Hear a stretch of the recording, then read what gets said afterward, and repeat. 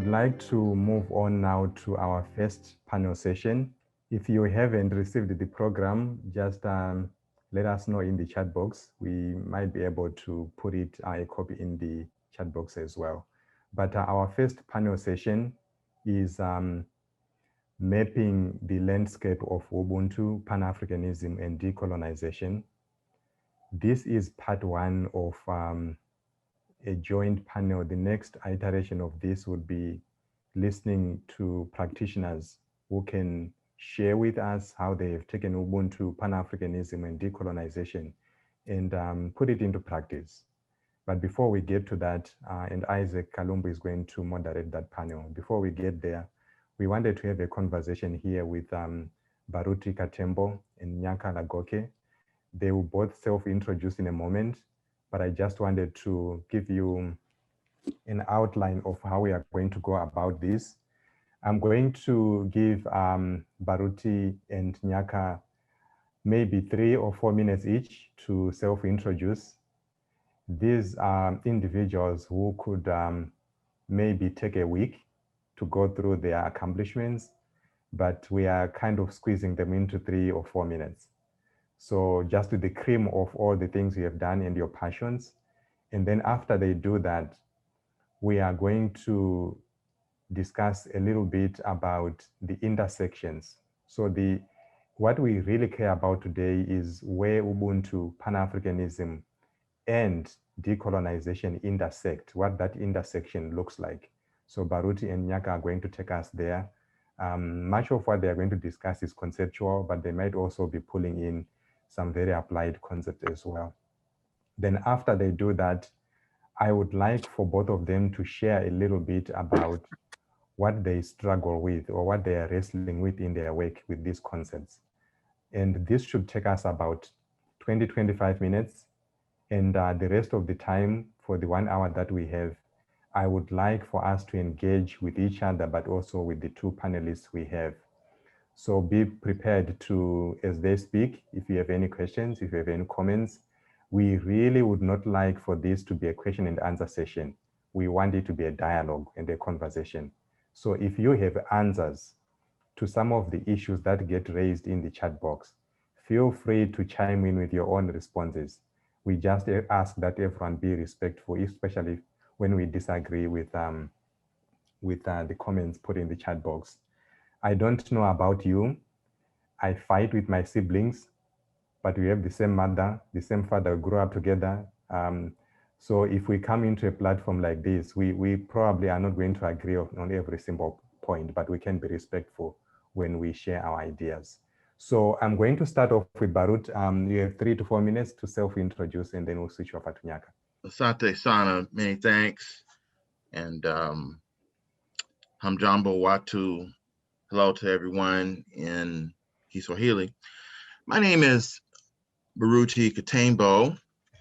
I'm the co-author of UWENZI, the Pan-African Factor, a 21st Century View. It's a 2016 book, the background that everybody could see in the backdrop. And for everyone's information, UWENZI is a Kiswahili word meaning cooperation. So writing the book itself was an effort in cooperation because the other authors, David Akambo, who is at the University of the West Indies, and Kemet Shockley, who is a professor at Howard University, were in completely different fields than myself. I'm in mathematics, and the other authors are in ethnomusicology and education. So synergizing diverse writing styles and experiences were part of the initiative. Also, I'm a math faculty member at Florida State College at Jacksonville. And I just want to say, regarding my background in mathematics, sort of facilitates the explanation of systems and the associated components of systems, usually in numerical form. So that means that math is about understanding systems and components. And I have used my background in mathematics to weigh in on how Ubuntu, which is an African philosophy, how it interconnects with and applies to Pan-Africanism and decolonization, which are also philosophies. And the interface and connection of these philosophies are the subject of our panel discussion today, as Upenyu mentioned, mapping the landscape of Ubuntu, Pan-Africanism, and decolonization. Thank you. Thank you, Baruti. Over to you, Gnaka. Okay. Thank you very much, Upenyu. I commend you for your hard work, and all those people who have worked with you and who put this program together. I thank you. I thank all my friends from different networks, from Lincoln University. I know Dr. Safro Kwame, Dr. Zizupo, my mentor, and maybe some other colleagues.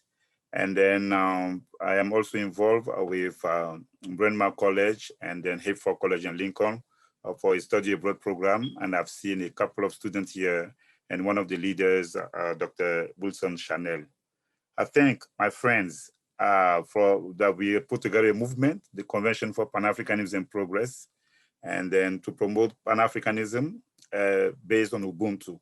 And then we were in Ghana. We had like a mini conference, and we were supported by somebody, an angel that we did not know was going to do that. And he's here, and I thank all of them. And even, I'm not going to mention a name, but that wonderful soul from South Africa who supported our project. So all of you, thank you. I'm from Ivory Coast, and I was exposed to politics at a very early age, maybe 15, when I read a book on the coup d'etat attempt against Hitler, written by organized by von Stauffenberg in July 20th, 1944. And since that time, my passion has been about politics and then international history, African history.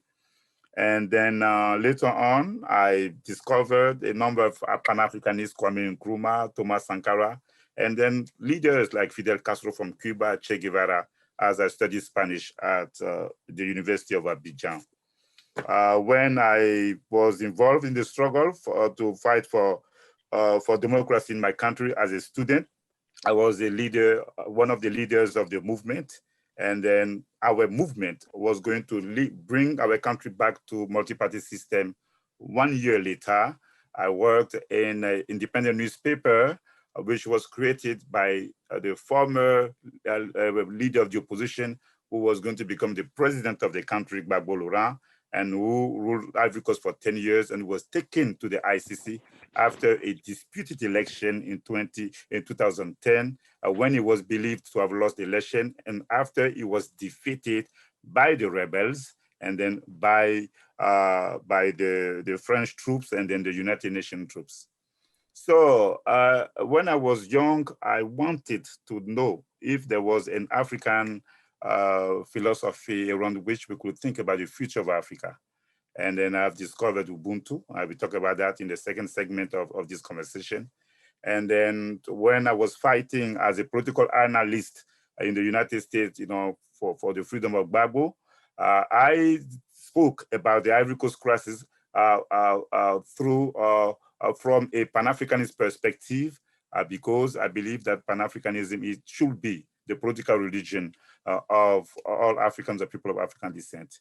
So this is what I do under the leadership of Dr. Poe and then Dr. Safro, and then at Lincoln, you know, we're trying to do what we can to advance in the field of academia, Ubuntu and Pan-Africanism. And at the same time, as a social activist, we created the Convention for Pan-Africanism and Progress. And then as a political analyst, when I intervene on different media, I promote Pan-Africanism and I promote Ubuntu. Thank you. So both Baruti and Gnaka, we would like for you to help us start this conversation on the intersections between Ubuntu, Pan-Africanism, and decolonization. You have already hinted at some of these intersections, but if we take Ubuntu, Pan-Africanism, and decolonization together, could you take us to that space? What does that space look like? What are the constraints we see in that space? What are the opportunities? And what is the complexion of that space? What does it look like to sit at that intersection? Baruti, you can get us started. In this segment, I'm going to just give some ideas about the definitions from my vantage point of the three key words today for this panel: Ubuntu, Pan-Africanism, and decolonization, and connect them together.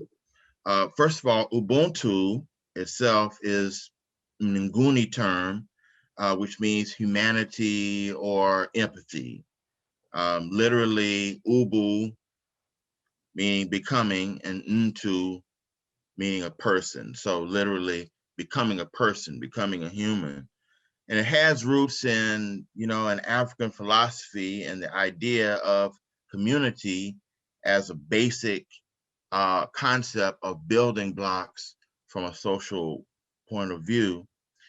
The standard phrase that most people use to convey the sentiments of Ubuntu comes from a Zulu proverb, Umutu Ugumentu Ngabantu, which means literally a person is a person through other persons or other people. Okay, so that's one for Ubuntu. Then Pan-Africanism, optimizing the global linkage, networking, and appreciation of African peoples, resources, culture, and or interests.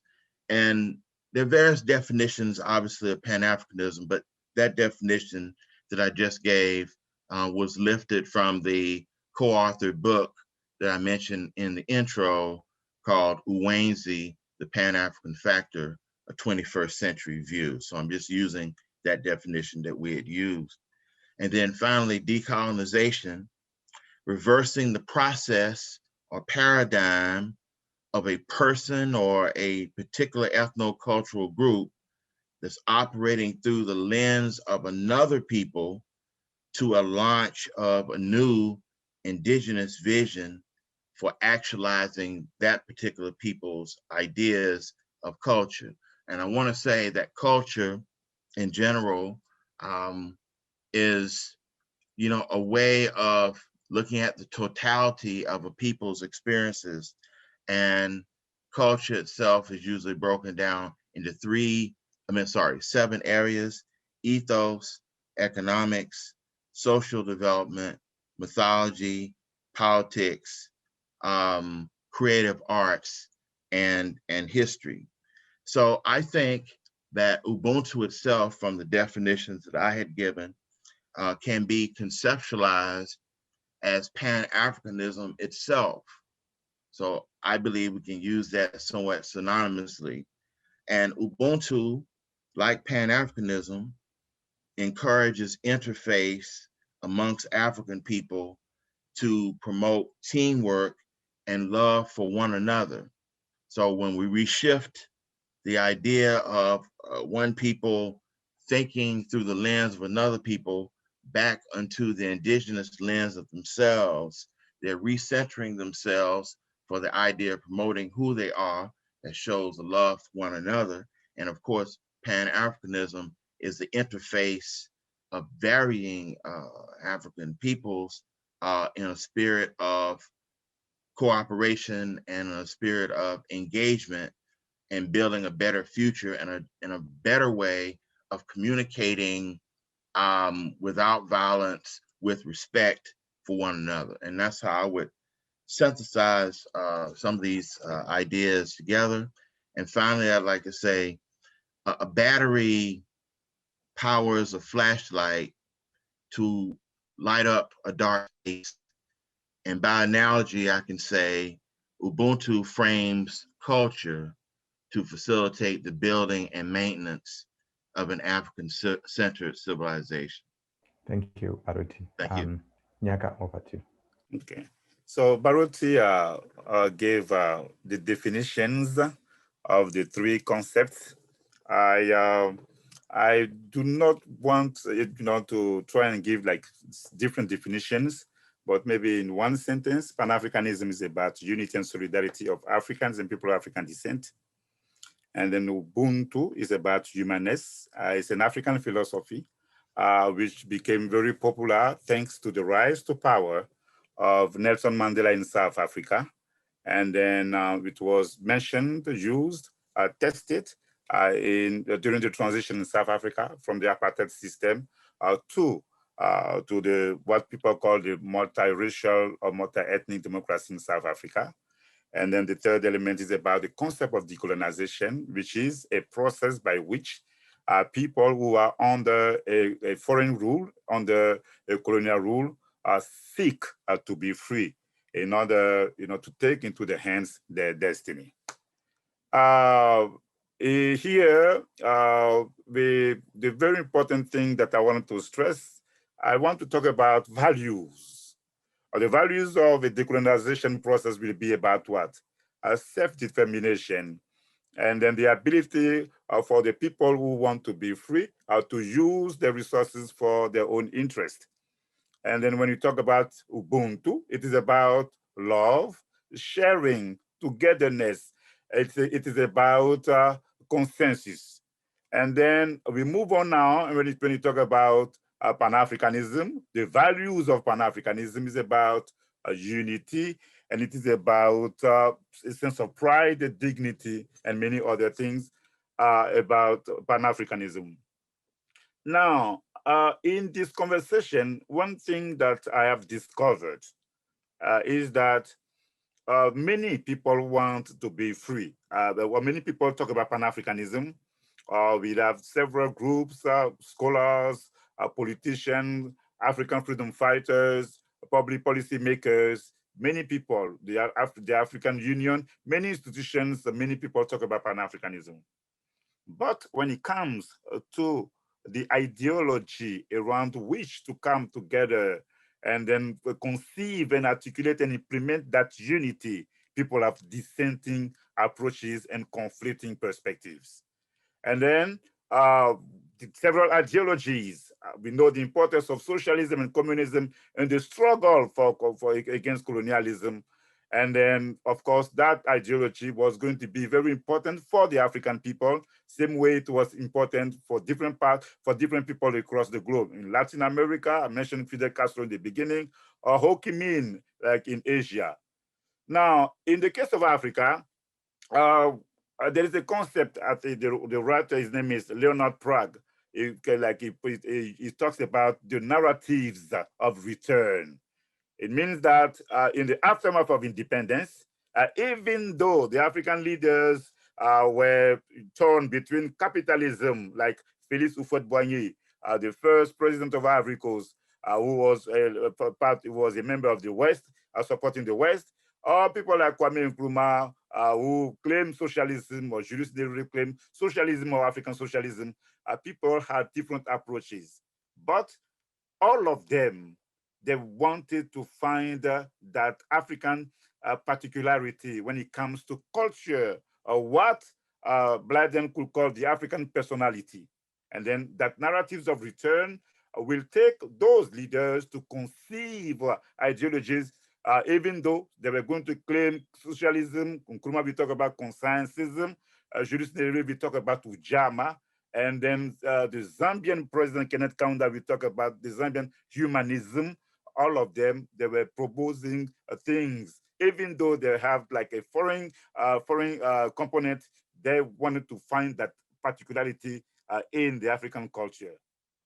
But in that context, Ubuntu was not very popular in the aftermath of African independence. Gradually, what I call the journey of Ubuntu.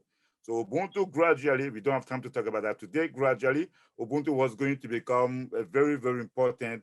Let's say in the 80s, when in Zimbabwe, some writers wanted to propose a variation of Ubuntu in the Shona language called Unhu.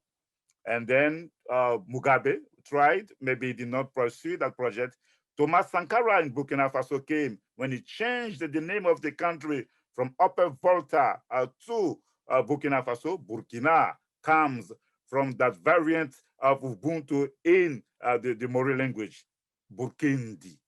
And then this is how it did not propose that, it did not articulate that as it was proposing articulating socialism. And when Mandela comes to power now, the people in South Africa, because it is about the battle for the soul of Africa. It is about the battle for the identity of Africa. They said, you know what, we can find that framework around which to build national reconciliation. This is how Ubuntu now was going to become a very important ideology around which people can propose and propose a new dispensation of Pan-Africanism. Thabo Mbeki did it with the African Renaissance. And then this is why people like me and many others are working to position Ubuntu as a viable, a credible ideology that contains values of Pan-Africanism, which is also about a process of decolonization. By adopting Ubuntu, we are also working to decolonize the epistemologies that the Europeans have been using in order to define the world or to define Africa. So this is what I could say. Just quickly, decolonization is like an international process applied to Africa. It will be African decolonization. And then important element is that the 1945 Manchester Congress, which was organized after Ethiopia was invaded by Italy, was going to focus on the decolonization of Africa. And after that, Nkrumah was there, was going to take the struggle to the next level. Ghana will become independent, and Ghana will be, the very important, was going to play a very important role as a liberated zone, to quote Dr. Zizo Poizier, who is a great advocate of the theory, the zone analysis theory. So this is what I can say to talk about what those three concepts have in common. Thank you. One of the very difficult tasks of a moderator is how do you strike a balance between keeping panelists within the time frame you have given them, but also letting them speak about some of the very, very important things that they have to share. So thank you both. I'm going to try to hold you accountable to time as we move to the last round of remarks here. And after we go through this last round, I'm going to open up the floor to take questions and comments and contributions from the audience. The way it's going to work is Monica is going to help us fielding some of the questions that I would invite to get posted in the chat box here.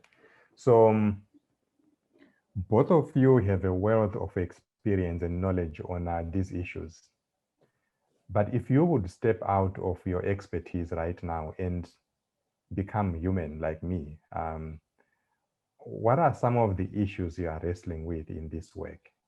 When you do work with the Ubuntu, when you do work with Pan-Africanism and decolonization, what are some of the issues you are wrestling with? You haven't quite grasped things yet, or it could be you are finding it hard to transition from theory to practice. I don't know what it looks like, but for you as individuals and in the work that you do, what are you wrestling with? What are the struggles? And again, let's do probably 3 minutes or at most 4 minutes, and then we will switch into engaging with the audience, with the other participants. Okay, so I guess one of the questions that I have wrestled with is, what are the best ways for the diaspora footprint to energize Pan-African development across Africa? And that is something that I think about. There are a lot of ideas about that, but how do we make that, extremely tangible?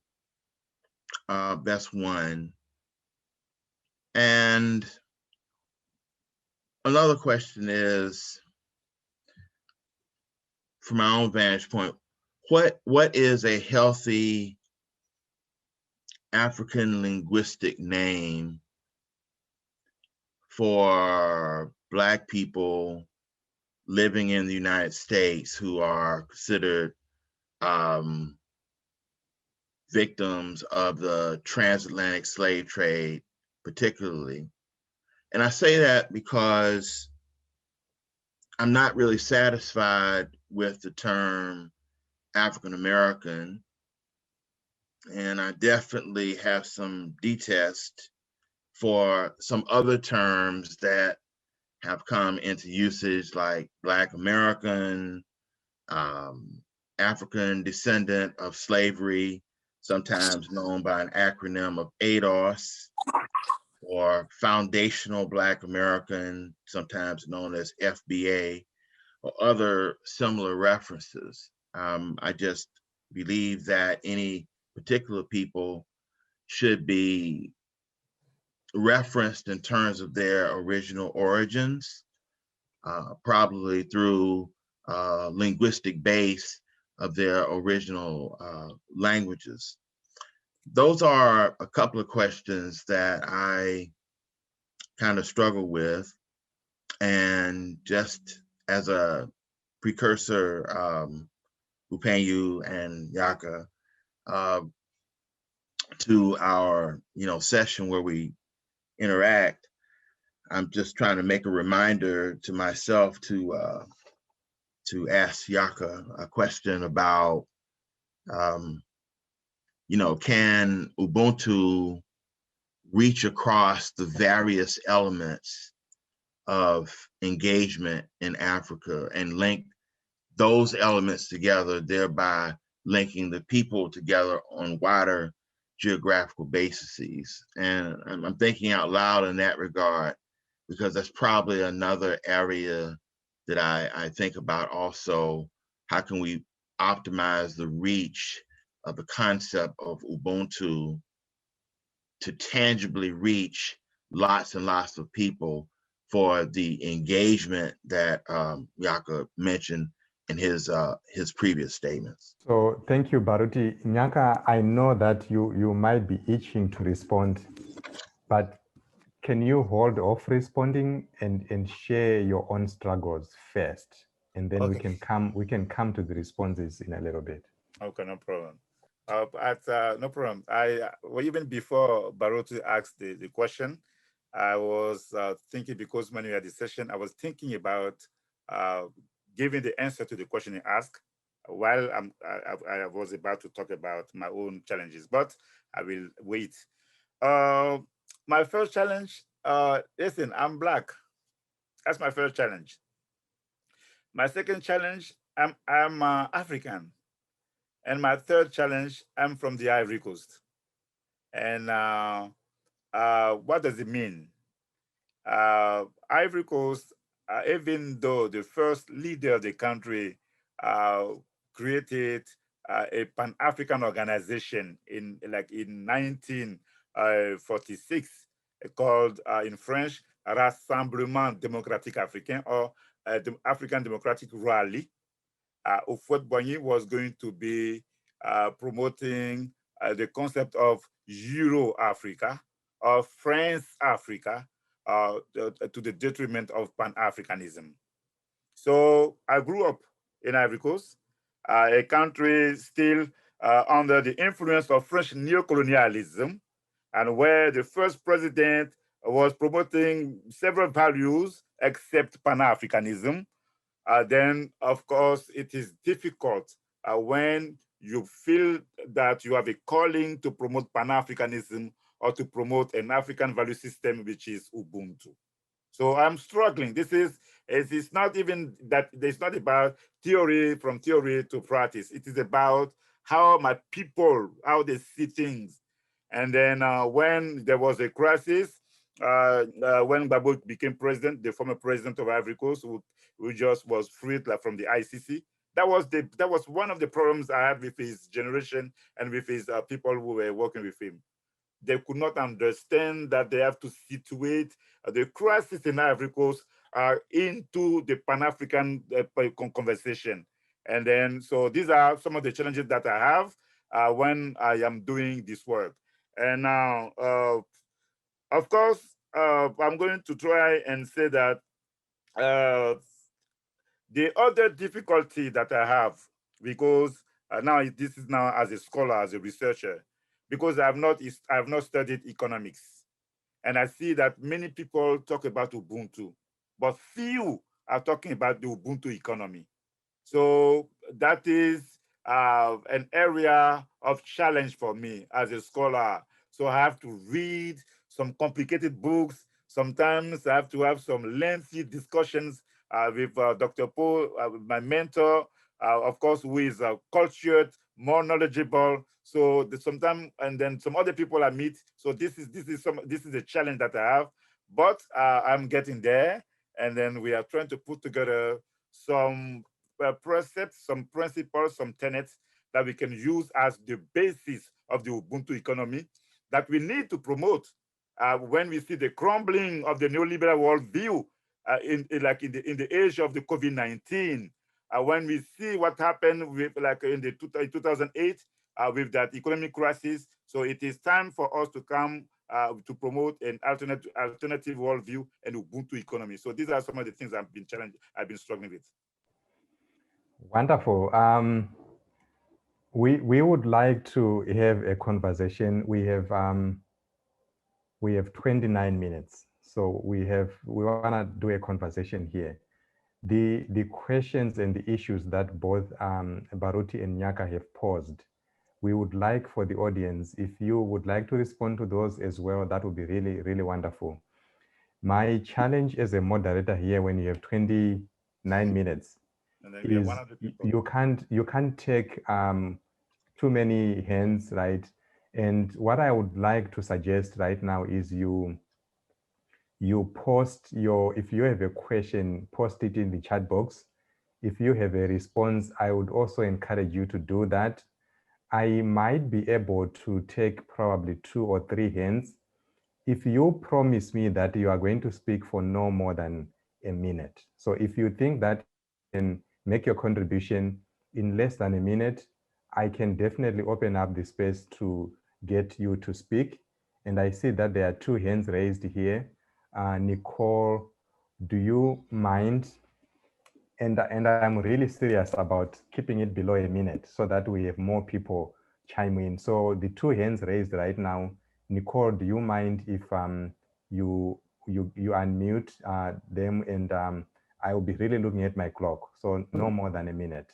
Okay, thank you. My quick one is concerning one of the concepts raised by Dr. Gnaka, the liberated zone. So for me, my question is how the Ubuntu can be linked to contribute to the struggle, to get that liberated zone. And a bit, maybe if you can clarify a bit the concept of liberated zone in that concept of decolonization of Africa, that can be interesting. Thank you. Thanks for this opportunity to talk here. I'm from Spain. I'm not an expert or I'm not in academics, but I'm really interested in African culture and talent nowadays. So I've been reading and investigating myself for many years. So I have a question related to Ubuntu or Pan-Africanism. Is I'm really worried about the after read and investigate for myself about this the situation of Africa and the Africans around the world is if we are stuck in a situation where we are really afraid to be absorbed because the globalization, and then we're trying to be essentially Africans and build Africa, but we are really afraid what is outside. I don't know if you can understand this, because in some point, I think Africa should develop a leadership not just in Africa. It's just to create a leadership around the world, because we need an alternative to live as a human beings together Europeans, Africans, and people from Asia or everywhere. So I'm thinking if we have a way of thinking of philosophy or something Ubuntu, where this leadership could come from Africa and from the rest of the world to give us solutions, not just for Africans, for everyone. Right. Thank you so much. I'm going to take one last hand, and then Monica is going to help us with some of the questions in the chat box, and then we'll circle back to Baruti and Gnaka to respond to some of these issues. So Monica, sorry, I'll take one more hand, and then we'll go to Monica. And again, less than a minute. Thank you. Yeah. Thank you. This will be less than a minute. This is a great conference. I'd like to thank the brothers and the moderator for what we've heard thus far. My comment is very short. I think, well, I know life is both local and global, and this is always one of our challenges. One of the questions in even the chat was, what identity then works, especially for people of African descent in the United States? And so all I want to say real quickly is that we all have micro identities and macro identities we have to deal with and negotiate, which Ubuntu tries to do.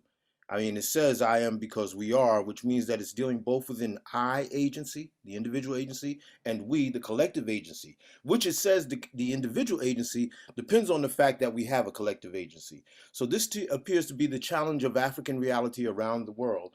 My recommendation is just with the ideas is that we look historically at what weakened our local communities such that globally we were dominated, so that we can resolve that in our future Ubuntu presentation, and also understand that Ubuntu as a philosophy has to address both our micro identities and our macro identities. A lot of folks so far deal with the micro, but this is where we come into the question of Pan-Africanism and Ubuntu, having the macro identity such that we can remain individually being ourselves because of the collective entity taking care of our collective protection and presentation. Sometimes, however, only a local community can handle a given problem. Other times, the optimal agency level is at the collective personality. Again, thank you for allowing us this discussion. Thank you very much. I really, really wish we could take more hands, and I really wish we had unlimited time, but the clock is ticking. We would like right now to give both Gnaka and Baruti time to respond. We don't have time to go really deep, so if you both don't mind addressing the range of questions, but do it quickly. We are thinking about this symposium as a beginning of a conversation. We are looking for issues that we care about so that we could do our programming around those issues. So we won't be able to exhaust everything in this meeting. And Baruti and Gnaka, please just let's, I'll give you again 5 minutes each to respond, to make a pick or some of the issues you want to respond to, and then we can try to at least talk about each of those. I'd like to jump in quickly if I could. I'd like to address part of the last gentleman's concern about identity on a global basis, and then he said specifically in the United States. I think that the ideas of Pan-Africanism engagement, we're looking at just within the United States. I think that we have to take the broad ideas of Pan-Africanism as applied to Ubuntu, or as Ubuntu is applied to Pan-Africanism, scale it down to look at conversations and interrelations of our people in the US, and in a global basis, take the ideas that individual communities are having in various African spaces and kind of expand it. So really, to me, it's about scale of how we talk about Ubuntu or Pan-Africanism, both at the macro level and the micro level. There is a comment that I wanted to make in reference to something that Gnaka said, but I think he was kind of thinking around some of the comments that have come in. and that is when he mentioned about Ubuntu and economics. I think that's very important. I think that Ubuntu should touch economics, like Ubuntu should touch the other 6 areas of culture, which I had labeled earlier as ethos, social development, mythology, politics, creative arts, and history. And that's something that I think is a challenge about how do we get Ubuntu as a philosophy to touch all areas. And those are the challenges that I think that we have to make it a complete philosophy of application as we try to move forward and heal communities, get communities interfacing and moving forward regarding empowerment and the use of resources in our own interests. Thank you. And Gnaka, before you come in, can we go to Monica? I see that there is probably 3 or so questions in the chat box, so that as part of your response, you could also probably respond to those. Thank you, Penyu. I believe a couple of questions were addressed previously by Professor Cesar Poe, but early in the chat, he asked, what are the strengths and weaknesses of communalism historically? And his second question was, how do we understand nations that have been politically organized through Ubuntu, and how would they be structured administratively? So I think it goes back to Baruti's question of like, how do we implement Ubuntu? A couple of other questions. One by Professor Philip Effiong. He asks, while countries like Ghana are extending a hand of welcome and hospitality to other Africans and African descendants in the spirit of Ubuntu, there have been aggressive, even violent reactions to the presence of African immigrants in some African countries. What are the implications for Pan-Africanism and Ubuntu? That was from Professor Philip Effiong. Samantha Hargraves asks, does Ubuntu equal Pan-Africanism, and what are the other core political ideas which we need to bring into our thinking about Pan-Africanism? And there was one more question, and I didn't get the person that asked for it, the name of that posed the question, but there's a comment saying, optimal agency for African persons and people in our search to improve the life chances of African populations. We will have to tease out the distinctions between individual agency and collective agency, which I think you've already been addressing. The similarities will also have to be illuminated. This is an action-oriented perspective. I think those are the bulk of the comments we have in the chat up to now. I don't know how you are going to respond to this in 5 minutes, Gnaka. Baruti. I'm going to do your best in 5 minutes. Yeah, I don't have time to, we don't have time, I will choose a couple of things. Okay, so the first thing that I want to do is to respond to the question that Baruti asked, when we were talking, because I don't want to miss that. I have one of my friends and students who is part of the program that I was talking about, the study abroad program, LTT program. And Romika, she's a young student at Lincoln University, brilliant. She's going to do a final research for this program on how to make popular Pan-Africanism and then an Ubuntu. So we are creating the interest in young people, because I discovered Ubuntu when I was already 35 years or 37-year-old. But when we see young people, the teenagers in the 20s talking about Pan-Africanism, thanks to the work of many, so we know that we can get there. So first thing. Second element, how sometimes when people ask me how Ubuntu is going to become very popular, my answer is it's like that. On that, I do not hesitate. Communism, when Marx and Engels, they published like the Communist Manifesto, it is when the Soviet Union did the revolution 1917, communism now was going to be implemented at the level of the state. Pan-Africanism was an idea. People were having their conferences and their congresses and their conventions until somebody became the leader of Ghana. Pan-Africanism was going to reach the level of the state, thanks to Kwame Nkrumah and many other leaders were going to promote Pan-Africanism.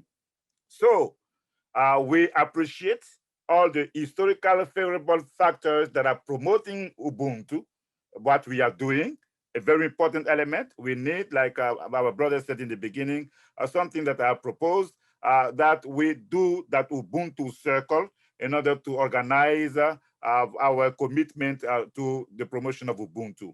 But if one day, one individual in our midst becomes a leader of a country and then promotes the Ubuntu philosophy as the political philosophy, a political ideology, the same thing Nkrumah, Julius Nyerere, and many others did with Pan-Africanism, we know that we can take Pan-African Ubuntu to another level.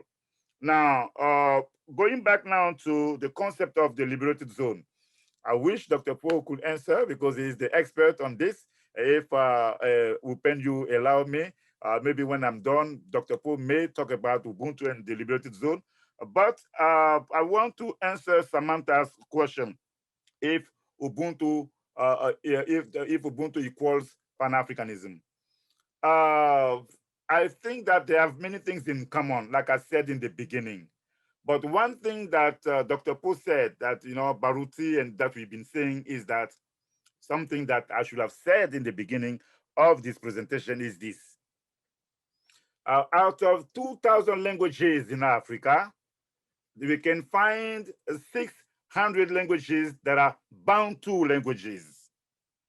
And then the concept of Ubuntu is spread across the continent of Africa, from the Cape to Cairo, and then so it is almost everywhere. That is the first thing that we need to put emphasis on.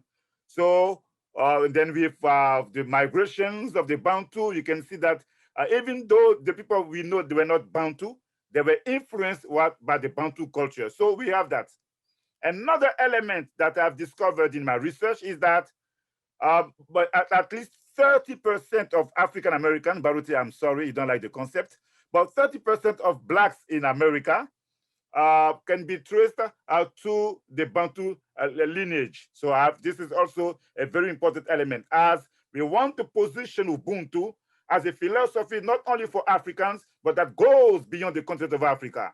That is a very important element about Ubuntu. Something that I'm trying to do in my research is that people talk about Ubuntu, and there are three streams of thoughts. Most of the time, people separate them. You have the journey of the Bantu philosophy. You have the journey of the Ubuntu philosophy, of Ubuntu from a word to a philosophy. And then you have what Sheikh Anta Diop called the cultural and linguistic unity of Africa, and then the cultural and spiritual correlation between the ancient Egyptian civilization and then the African today, or the Bantu people that we can see today in Africa.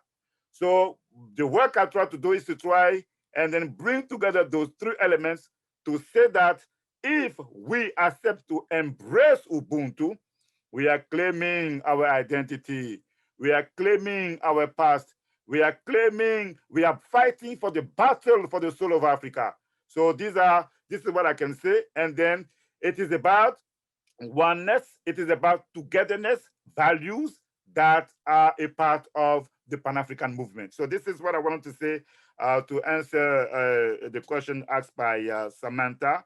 And then Upenyu, maybe Dr. Poe may talk about the Liberated Zone if you allow us to do so.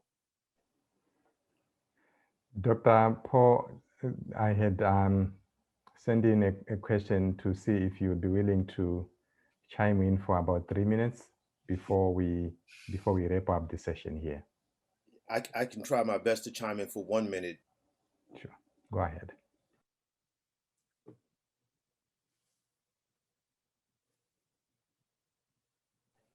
Please, you can go ahead, Dr. Paul.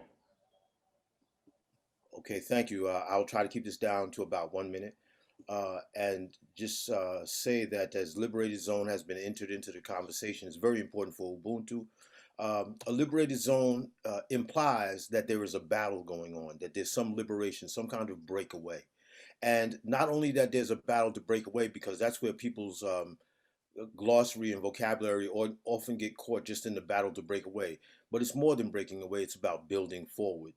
And a liberated zone is a zone that can be identified as an area where the progressive forces that you're looking for to achieve a certain thing have passed a nodal point and have become a dominant factor. Sort of like the way that Dr. Gnaka presented that somebody that might come from the circle of Ubuntu may elevate themselves structurally up to either legislation or executive branches of something of that nature, where they can make the dominant behavior of an area, an institution, or some other element, an organization, into a zone that allows the growth of Ubuntu principles and policies that are related to Ubuntu philosophical principles. This is the same for any war that goes on.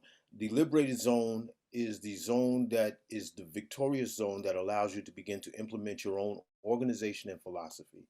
And I think that that's what we mean. I'm creating and developing an upgraded tome right now, a text that will give more guidance in terms of how to measure what a liberated zone is within your institution, within your local environment, or within a grander organization. But the point to raise is that liberation means not only breaking away from an oppressive situation, but also creating a situation which you engender and control and make your philosophy dominant. It doesn't mean oppressive, but in some sense it does mean oppressive to any kind of idea that would drag you away from Ubuntu.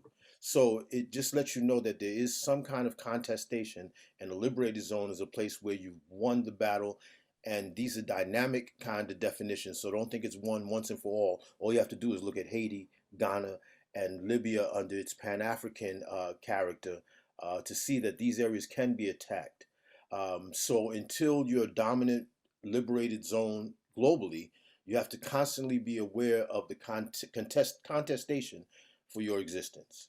And I'll stop at that, and you'll all see the book soon because Dr. Gnaka is pushing for its existence.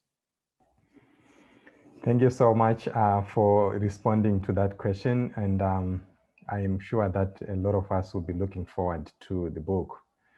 So we might be having issues here with internet connection for Baruti, but hopefully he can come in. I do know that we have not exhausted all the questions that came in, and that's what you get when you try to cram so much important stuff into 1 hour. But I would like to ask both Baruti and Gnaka to give their closing remarks. It could be addressing some of the issues that are still outstanding. One of which I would really like to hear from both of you is, I think there was a question around when you think about what it means to be African, and especially in the broader world, and the consequences that come with sometimes the delegitimization of things African. How can we promote Ubuntu, Pan-Africanism in ways that we can gain traction? Looking at the global inequalities and all the things that the power imbalances. But in addition to that, you can give us any of your closing thoughts as we wrap up here the session in 6 minutes. So Gnaka, why don't you start? We'll give you 3 minutes. Okay, no problem. Thank you very much. So I just wanted to thank everyone here, from different parts of the world, and people that I invited who came. I am honored and I'm really glad. This is what we need to be. This is what we need to do because we have to support each other, and this is how we can show to people that we are serious about what we are doing. And so when I was young, I had a couple of dreams. The first one was to see the president of Ivory, the guy who became the president of Ivory Coast, Gbagbo, to become president when he was the leader of the opposition. I wanted to see Mandela. I wanted to see Mandela president of South Africa. And there was a time I thought I wanted to see a Black person becoming president of the United States. And then later on, I said, you know what? White people are racist. So maybe this will never happen. And then Obama became president. And then my last dream is when I was a child or when I was a teenager, I wanted to be an architect of Pan-Africanism. So like I told you in the beginning, we did not study Pan-Africanism when I was going to school in Ivory Coast. And then I am an exception. And then we are not many. And then we have studied Pan-Africanism. And then as I was learning and studying, then I've discovered Ubuntu. As young, I wanted to discover an African indigenous value system around which we can promote a vision of Africa. So thank God I lived long enough and I saw Mandela, he became president, Obama became president, Gbagbo became president. And then today we are doing what we are doing, talking about Pan-Africanism and talking about Ubuntu. I am, in general, I am hopeful, even though I have my moments of doubt. I am hopeful that because God gave me a longer life, for me to see the thing that I mentioned, my dreams come to pass. I believe that if we work diligently and then we strategize properly, and then we show that we are very serious, and then the first thing that we need to do, that all the people who talk about Pan-Africanism of Ubuntu, like you are doing, you and your people, if we understand that unity is the law of God, and then we come together, it is possible for us to position Ubuntu as a very important framework, because capitalism has lost its appeal, even though the rich are trying to still impose it. And I think that today it is the right moment for us to promote alternative worldviews like Ubuntu. One last thing that I'm doing with friends, we're going to launch soon another platform to promote the vision of the BRICS countries.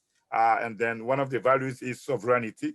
And then we will be talking about Satyagraha that Gandhi promoted, or the Russian collectivism, Ubuntu. So the conversation we are having here, we will still take that conversation in another dimension, in another circle. So this is what we want to do in order for us, to make sure that Africans and people of African descent understand the importance, and also freedom lovers and justice seekers and people who believe in humanity.